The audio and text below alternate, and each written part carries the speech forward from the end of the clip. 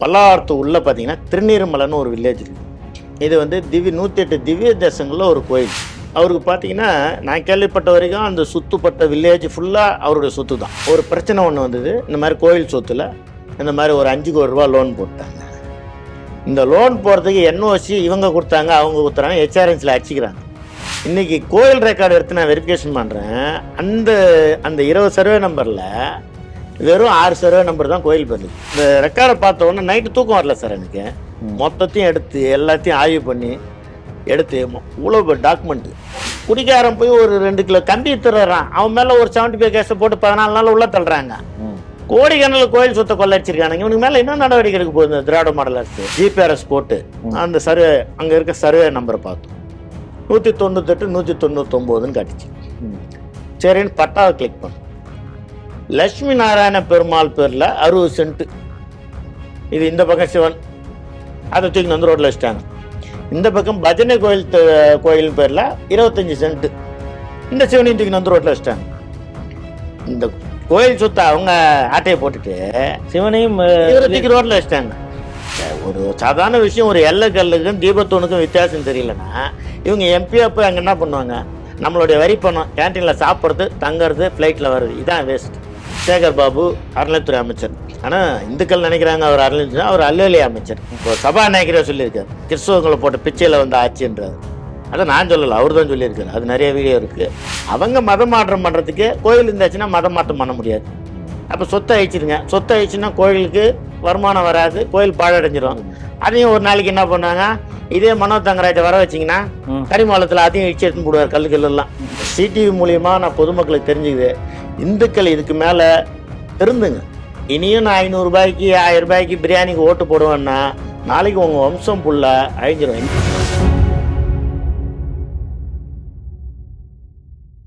Sri TV நேயர்களுக்கு வணக்கம். சிறப்பு பார்வை நிகழ்ச்சியில் மீண்டும் சந்திப்பதில் மகிழ்ச்சி. இந்த திராவிட மாடல் ஆட்சியை வந்து சேகர்பாபு என்ன சொல்லுறோம், ஆன்மீக புரட்சி ஆட்சி அப்படிம்பாரு.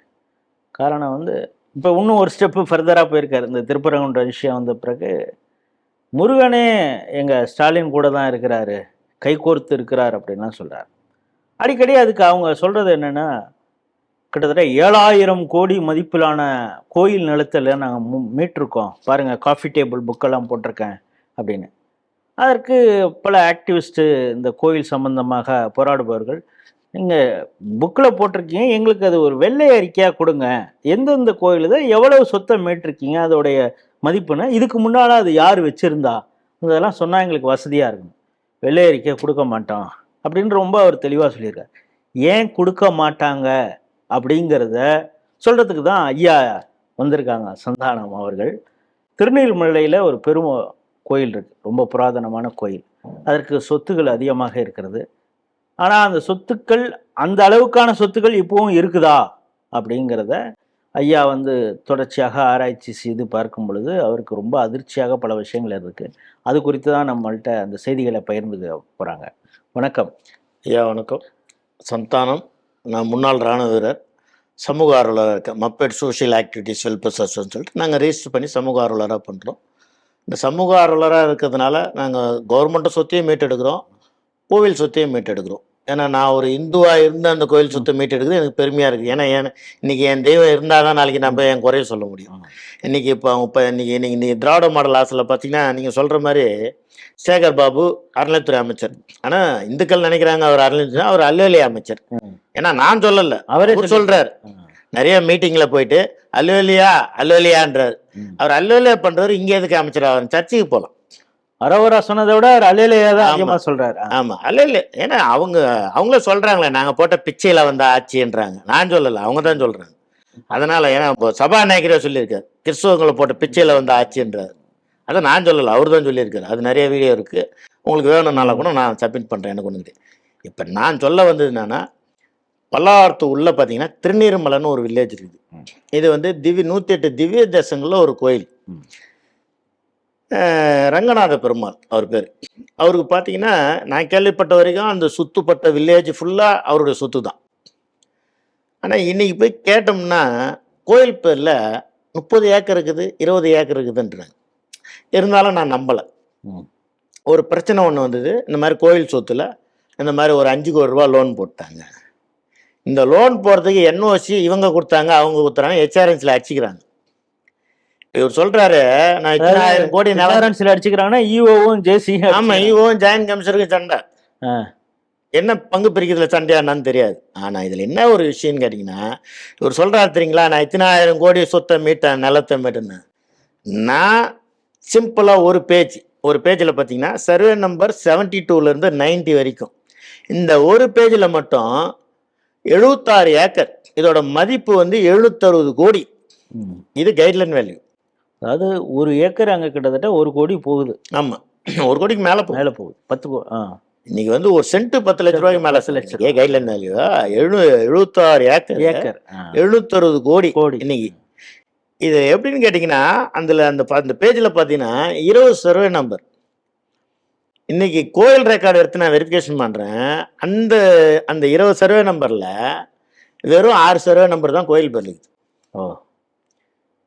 இந்த மீதி எல்லாம் பண்ணி என்ன பண்ணியிருக்காங்கன்னா, ஃபேமிலி செட்டில்மெண்ட்டுன்னு போட்டு சொத்து எடுத்து பட்டா போட்டு கொடுத்து, ஒரு கோயில் சொத்தை பட்டா போடும்போது ரெவன்யூ ரெக்கார்ட்லேயும் சரி, அப்போ ஆன்லைன் ரெக்கார்ட்லையும் பார்த்தீங்கன்னா கோயில் சொத்துன்னு காட்டும். பட்டா போடுற தாசில்தாருக்கு தெரியும். அப்போ தாசில்தார் உடனடியில் தான் இது நடந்திருக்குது. அப்போ இது பட்டா போடுறாங்கன்னும் போது அந்த கோயில் ஈவோவுக்கு தெரியும். அதை தடுக்க வேண்டியவர் அவரும் தடுக்கலை. இதில் பார்த்தீங்கன்னா பெரிய அளவில் மணி லாண்டரி ஆகிருக்கு. இது விஷயமா நான் வந்து இடி என்ஃபோர்மன்ஸ் டைரக்டருக்கும் நான் போனேன். அவங்க ஒரே வார்த்தை சொல்லிட்டாங்க, சார் எங்களுக்கு எஃப்ஐஆர் போடுற அதிகாரம் கிடையாது. நீங்கள் போலீஸில் கம்ப்ளைண்ட் கொடுங்க, விஜிலன்ஸில் கம்ப்ளைண்ட் கொடுங்க, அவங்க எஃப்ஐஆர் போட்டாங்கன்னா நான் அதை டேக் ஓவர் பண்ணுவோம் அப்படின்னு அவங்க ஓப்பனாக சொல்கிறாங்க. அது அவங்க சட்டத்தில் அப்படி இருக்கான்னு எனக்கு தெரியல. இதுதான் விஷயம். இப்போ இது இந்த சப்ஜெக்ட்டுக்கு வரேன். இதை போட்டிங்கன்னா இதுக்கு மொத்தத்துக்கும் இந்த 76 ஏக்கருக்கு ஈசி போட்டேன். ஈசி போடும்போது பார்த்தீங்கன்னா ஒரு 4 கிலோ பேப்பர் வருது. ஃபஸ்ட்டு ஃபேமிலி செட்டில்மெண்ட்டு, அதுலேருந்து உடைக்கிறாங்க, உடைச்சி பட்டா ஏற்றுறாங்க, தனித்தனியாக விற்று இன்னைக்கு குறைஞ்சது பார்த்தீங்கன்னா அதில் ஒரு 5000 வீடு இருக்குது. கொஞ்சம் நெஞ்சம் கிடையாது, 5000 வீடு இருக்குது. இதோட மதிப்பு வந்து 760 கோடி. நான் சொன்ன பாருங்க, அந்த 6 சர்வே நம்பரு, இதுலேயும் ஒரு உள்திருட்டு பண்ணியிருக்காங்க. இப்போ ஒரு எக்ஸாம்பிள் 75 சர்வே நம்பர்னு வச்சுக்காங்க. 11.5 ஏக்கர் கோயில் பழைய ரெக்கார்டில் காட்டுது 11.5 ஏக்கர். இப்போ இருக்கிற ஆன்லைன் ரெக்கார்டு கோயில் ரெக்கார்டில் போய் பார்த்தா 1.5 ஏக்கர்.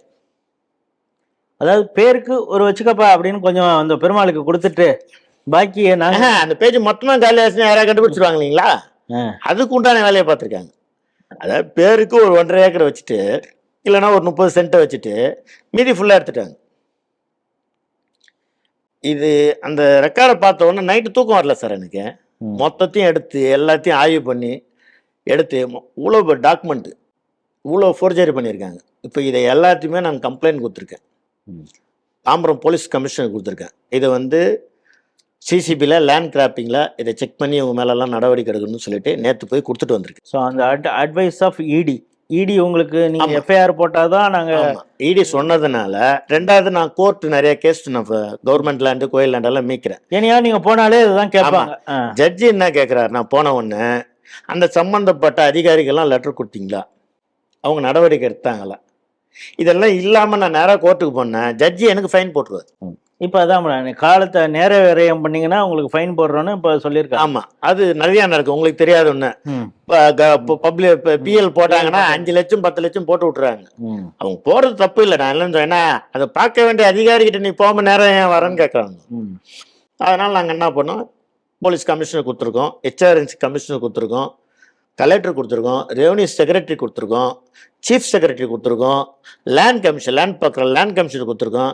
இது எல்லாம் சேர்ந்து ஊழல் பண்ணாங்கன்னு சொல்லி விஜிலன்ஸ் டைரக்டருக்கும் கொடுத்துருக்கேன் அந்த லெட்ரு. அதோட பெஞ்சு பார்த்தீங்கன்னா இன்றைக்கி பார்த்தீங்கன்னா ஒரு 3 கிலோ பேப்பர். இதை நான் எடுக்கிறதுக்கு என்னோடய ஓன் மணி, என்னோடய பென்ஷன் காசு தான் நான் யூஸ் பண்ணுறேன். இது பண்ணி இதை ஒரு ரீச் போஸ்ட் பண்ணால் ஒரு ரீச் போஸ்ட்டுக்கு 300 ரூபா ஆகும். மொத்தம் ஒரு 8 காப்பி வேணுமா பண்ணியிருக்கேன். இது எல்லாம் பண்ணி இப்போ தாமரை கமிஷன் நான் சொல்லியிருக்கேன், நான் சிசிபி என்கொயரி போட்டிருக்கேன். அதில் அந்த மாதிரி தவறு நடந்ததும் நான் ஆக்ஷன் எடுக்கிறேன்னு இருக்காரு. அவர் உத்தரவாதம் கொடுத்துருக்காரு. அதனால் வந்திருக்கோம், லெட்டரெல்லாம் அனுப்பியிருக்கோம். இதெல்லாம் எதுவும் நடவடிக்கை இல்லைன்னா பொங்கல் கழிச்சு புது வருஷத்தில் பெருமாள் சொத்தை மீட்டெடுக்கலான்னு இருக்கிறேன். அதுக்கு உங்கள் சிடிவி மூலிமா இது பொதுமக்கள் மத்தியில போகணும், பொதுமக்களுக்கும் தெரியணும். ம்.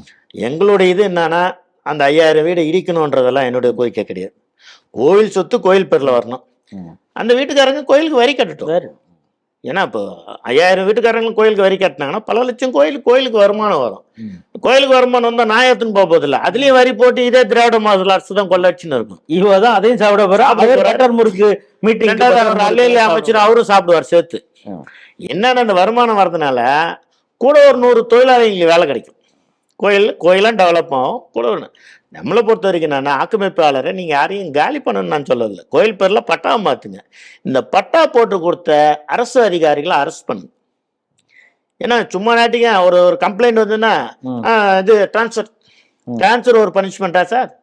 அவன் எங்க என்ன சொல்றான், இங்க நீ கொள்ளடிச்சு மாட்டிக்கினடா, நீ இன்னொரு இடத்துல போய் கொள்ளடின்றான். அதுக்கு பனிஷ்மெண்ட் அது கிடையாது. அவங்கள சஸ்பெண்ட் பண்ணுங்க, சஸ்பெண்ட் பெண்டிங் என்கொயரி போடுங்க. சஸ்பெண்ட் பெண்டிங் என்கொயரியில் ப்ரூவ் பண்ணீங்கன்னா அவங்க மேலே டிஸ்மிஸ் பண்ணுங்க, டிபார்ட்மெண்டல் ஆக்ஷன் எடுங்க. முடிஞ்சா ஜெயில் கோர்ட்டே சொல்லுது, தப்பு பண்ணாங்கன்னா அவங்கள கோர்ட்டில் போடுங்கன்னு. சார் ஒன்றும் இல்லை சார், குடிக்காரன் போய் ஒரு 2 கிலோ கம்பி திருறான், அவன் மேலே ஒரு 75 கேஸை போட்டு 14 நாள் உள்ள தள்ளுறாங்க. கோடிக்கணக்கில் கோயில் சொத்தை கொள்ளடிச்சிருக்கானுங்க. இவனுக்கு மேலே என்ன நடவடிக்கை எடுக்க போகுது திராவிட மாடல் அரசு?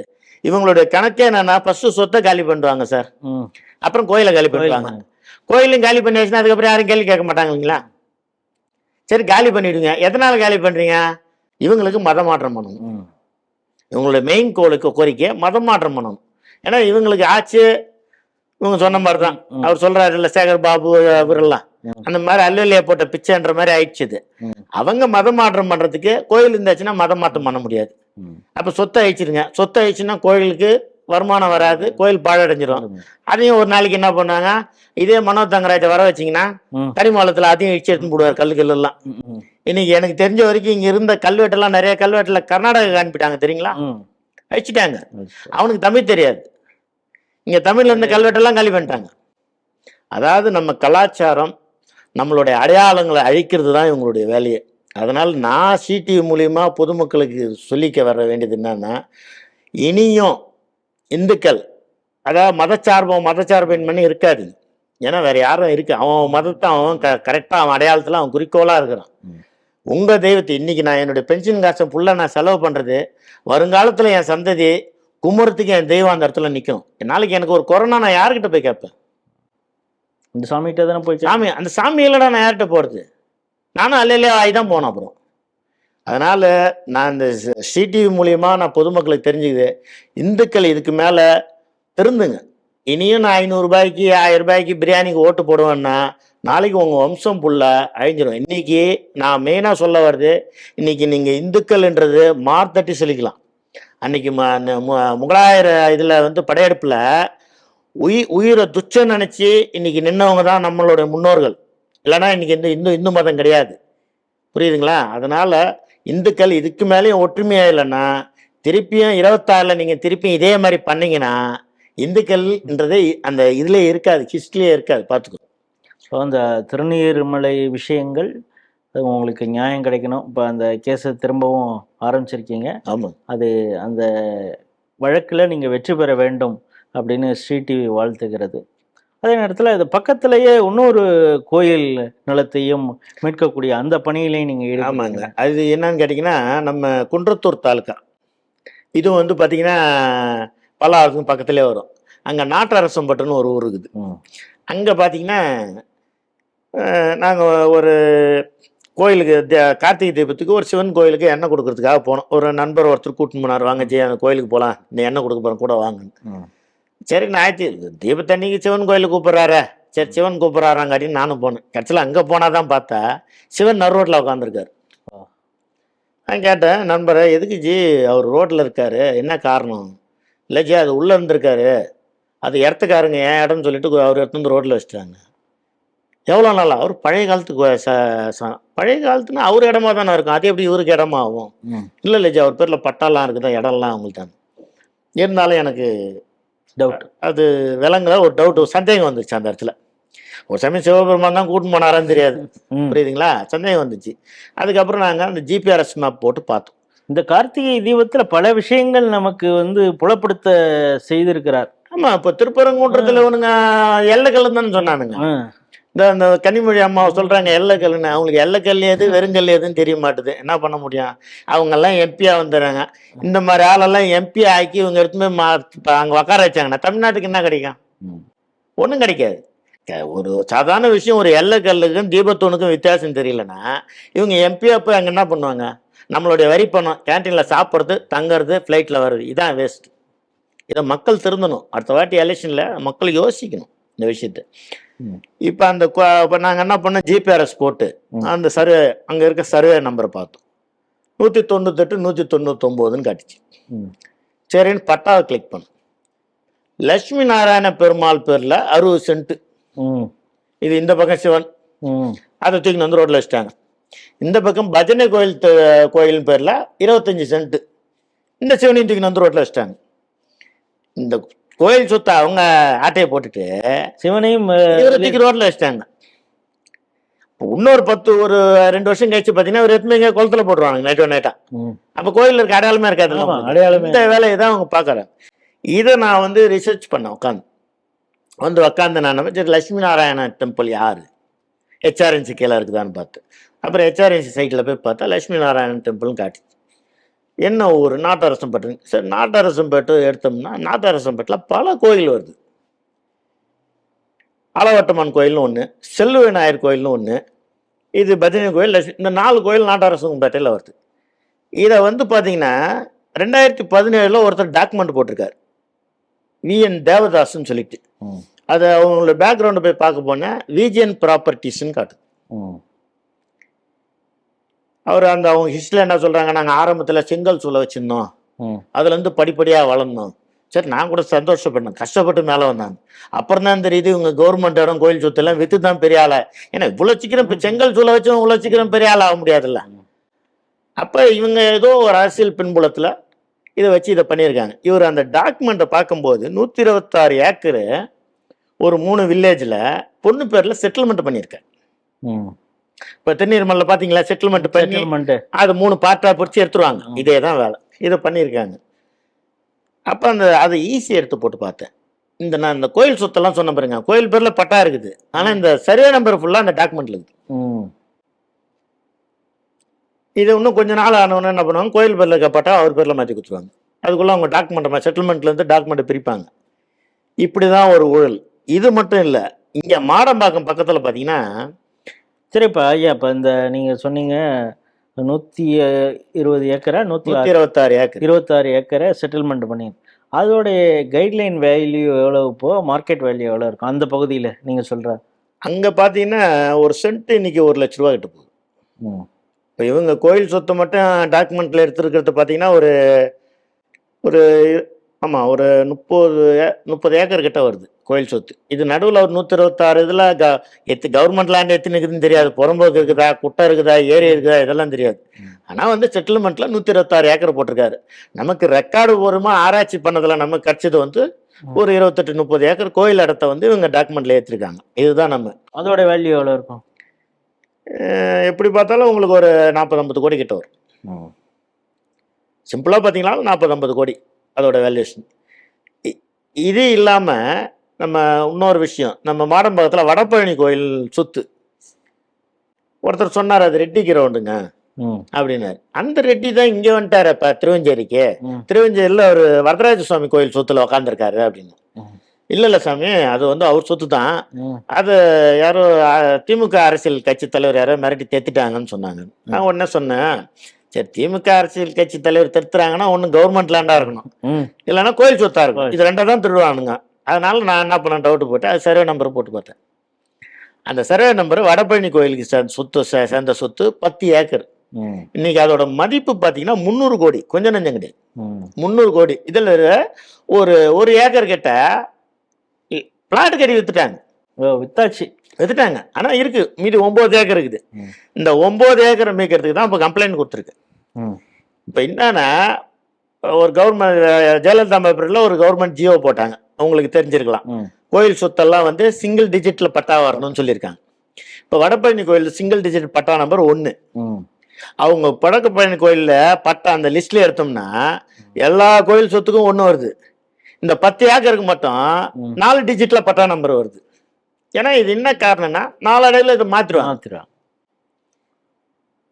அவர் சொல்றாரு நான் மீட் எடுத்தேன் என்னத்த மீட் எடுத்தாருன்னு தெரியல.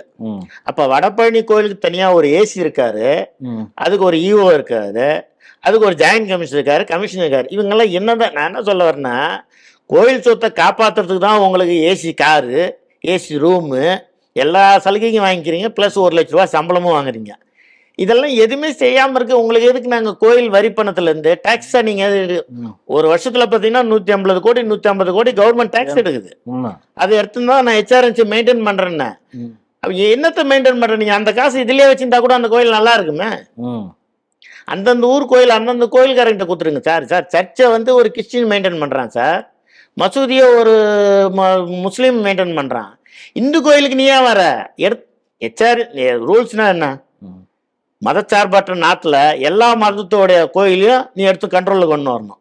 நான் இந்துவை மட்டும்தான் ஏமாத்தும், இந்து கோயிலை மட்டும்தான் இது பண்ணுவேன்னா அப்போ என்ன அர்த்தம்? இதுதான் நான் பொதுமக்கள்கிட்ட கேட்க வேண்டிய கேள்வி. இந்துக்கள் இன்னமும் திருந்தணும். நம்ம கலாச்சாரத்தை மட்டும் இவங்க அழிக்கலை, நம்ம சொத்துக்களை அழிக்கிறாங்க, நம்ம கோயிலுங்களை அழிக்க இவங்க முயற்சி பண்ணியிருக்காங்க. அதனால இதுதான் பெரிய விஷயமா ஓடி எனக்கு. இது இல்லாமல் இது வடபழனி கோயில் சம்மந்தப்பட்டது. இந்த அகரம் கஸ்பாபுரம் சொன்ன இல்லைங்களா, அது பக்கத்தில் திருவஞ்சேரின்னு ஒரு வில்லேஜ். இதில் பார்த்தீங்கன்னா தேவராஜ சுவாமி, காஞ்சிபுரத்தில் இருக்காத்தீங்களா தேவராஜ சுவாமி, அவருடைய கோயில் சொத்து சர்வே நம்பர் பார்த்தீங்கன்னா 57/2. இது வந்து 1963 பைமாஸ் நம்பர்ல இருந்துக்குது தேவராஜ சுவாமி பேர்ல. மொத்தம் ஒரு 4 சர்வே நம்பர் பைமாஸ். இது என்ன பண்றாங்க, வில்லேஜ் செட்டில்மெண்ட்ல எல்லாத்தையும் ஒன்னாக்கி 57/2 ஒரு சர்வே நம்பர் கொடுத்து அனாதீனமா கிளாசிஃபிகேஷன் பண்றாங்க. கோயில் சொத்து அனாதீனமா கிளாசிஃபிகேஷன் பண்றாங்க. இது யாரு? அப்போ இருந்த திமுக தலைவர், அவங்க அப்பா வந்து ஜெயராமன் சொல்லிட்டு அவர் ஒரு முன்சீப்பு. அவர் இது விஷயமா ஜெயிலுக்கு கூட போனாருன்னு ஒரு தகவல் எனக்கு, அது கன்ஃபார்ம் பண்ண நான் ஆமான்னாங்க. அவர் முன்சீப்பு அனாதீனமா பண்ணி இவர் அனாதீனமா வச்சிட்டார். இவங்களுக்கு என்னன்னா கோயில் சொத்தை அனாதீனமா பண்ணிட்டு நம்ம சாப்பிட்டுலான்னு இவங்க நினைச்சிட்டாங்க. பெருமாள் விடுவாரா? இவங்க எடுத்த உடனே அப்ப இருந்த கருணாநிதி பீரியட்ல இவங்க போய் கிறிஸ்டின் என்ன பண்றாங்க, அனாதீனம் எங்களுக்கு ஸ்கூலுக்கு வேணும் இடம், பெருமாள் அங்கதான் வேலை செய்யறாரு நல்லா பார்த்துக்காங்க அப்படின்னு இவன் போய் கேஸுக்கு போறான். யாரு? அனாதீனம் பண்ணவன் போய் கேஸுக்கு போறான். கேஸுக்கு போகும்போது இது வந்து கோயில் சொத்து, நாங்கள் தான் பயிர் வச்சுருந்தோம், இது வந்து கலெக்டரோ தாசில்தாரோ இதில் தலையிறதுக்கு ரைட்ஸ் கிடையாதுன்னு சொல்லி தாம்பரம் கோர்ட்டில் ஷூட் ஃபைல் பண்ணி ஆர்டர் வாங்கிட்டாங்க. சரி, நீ ஷூட் ஃபைல் பண்ணி ஹெச்ஆர்என்சி ரெஸ்பாண்டண்டாக போடணுமா இல்லையா? போடலை. அப்போ எவ்வளோ ஃப்ராடாக இருக்கு பாருங்க. போடலை, ஆர்டர் வாங்கிட்டு ஒரு வச்சுட்டார். இது கூட எனக்கு தெரிய வராது. ஒரு கமிஷன் ஆஃபீஸ் இடம் கேட்டு தேடுறாங்க அனாதீனம் இருக்குதுன்னு. அப்போ வரும்போது அந்த தகவல் எனக்கு வருது. அப்போ அந்த ஆர்டர் எடுத்தால் இது தேவராஜ சுவாமி கோயில் சொத்துன்னு வருது. அப்போ அந்த கேஸ் டீட்டெயிலாம் எடுக்கும்போது காஞ்சிபுரம் கலெக்டர் கொடுத்துருக்காரு, ஆமாம் இதை வந்து செட்டில்மெண்ட் பண்ணும்போது பைமாஸ்லேருந்து இது அனாதீனமாக பண்ணது உண்மைதான், இது கோயில் சொத்து தான். சரி, கோயில் சொத்துன்னு சொல்லிட்டு கோயில் சொத்துல பட்டா ஏற்றணுமா இல்லையா? இன்னி வரைக்கும் கோயில் பேரில் பட்டா ஏற்றல. இப்போது வரை இன்னைய வரைக்கும் பட்டா ஏற்றல. இது விஷயமா நான் கம்ப்ளைண்ட் கமிஷனர் ஜெயிச்சிக்கெல்லாம் போட்டேன், கூப்பிட்டு என்கொயரி பண்ணாங்க, ரெக்கார்டெல்லாம் வச்சேன். இது நடுவில் அந்த ஊர் பஞ்சாயத்து தலைவர், திமுக தலைவர், அவர் பேர் வந்து சுரேஷ் பாபுன்னு வரும் அவர் பேர். அவர் என்ன பண்ணுறாரு, இவர் லேண்ட் வந்து பின்னாடி இவங்க ஃபேமிலி தான் ஆட்டையை போட்டு வச்சுருக்குது. அந்த பின்னாடி இருக்க லேண்டுக்கு 40 அடி ரோடு போட்டிருக்காரு. இதை நான் அப்ஜெக்ஷன் பண்ணி ஆக்கிரமிப்பு எடுக்க சொல்லி ஜேசிக்கு லெட்டர் கொடுத்தேன், இன்னைய வரைக்கும் எடுக்கல. இது நடுவில் அந்த பட்டா வேணும் காலி பண்ண போறான்னு சொல்லிட்டு கோயில் நிலத்துல சம்பந்தம் இல்லாம அவர் இடத்துக்காக போறதுக்காக ரோடு போடுறாரு. அதை வந்து ஹெச்ஆர்என்சி சார்பாக அதை எதிர்க்கல, யாரும் எதிர்க்கல. நான் கம்ப்ளைண்ட் கொடுத்தேன், எதிர்க்கல. பட்டாவை மாத்துங்கன்னு சொல்லி எதிர்க்கல. என்கொயரி போட்டாங்க, எவிடன்ஸ் எல்லாம் கேட்டாங்க, எவிடன்ஸ் கொடுத்தோன்னா முடிக்கிறாங்க. இந்த எவிடன்ஸ் எல்லாம் இவனுக்கு எப்படி கிடைச்சிதுங்க?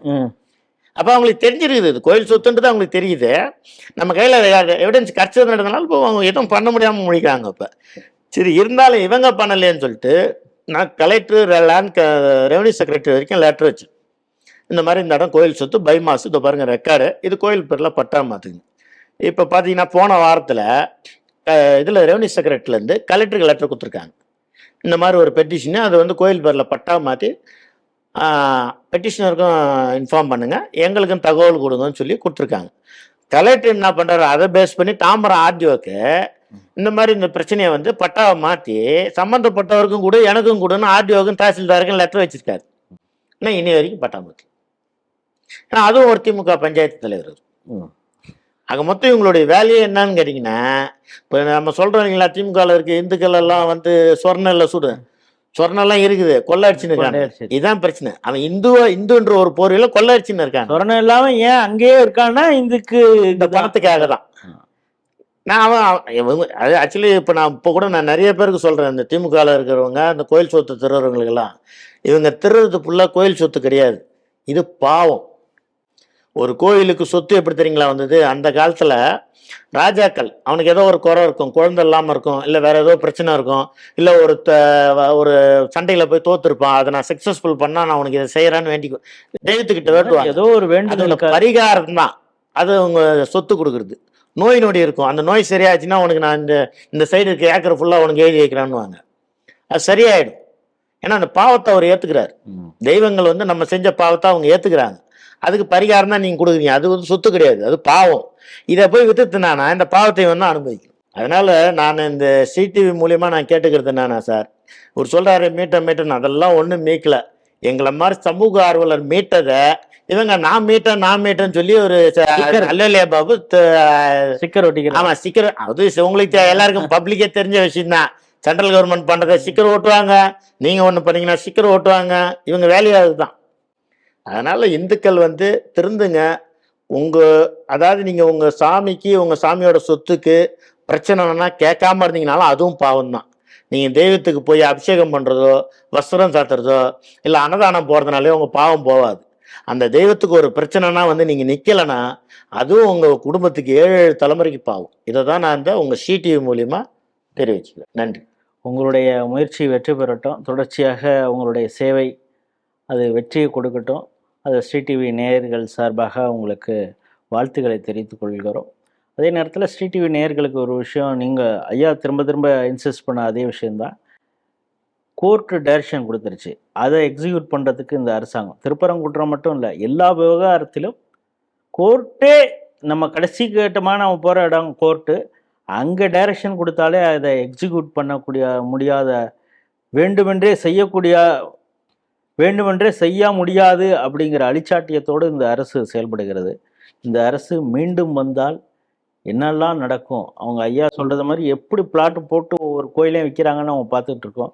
ஒரு கட்டத்தில் நாம் வணங்குவதற்கு, நம்மளுடைய குறைகளை சொல்கிறதுக்கு கோயிலே இருக்காது அப்படிங்கிறத ஐயா வந்து ஒரு எச்சரிக்கையாக சொல்கிறாங்க.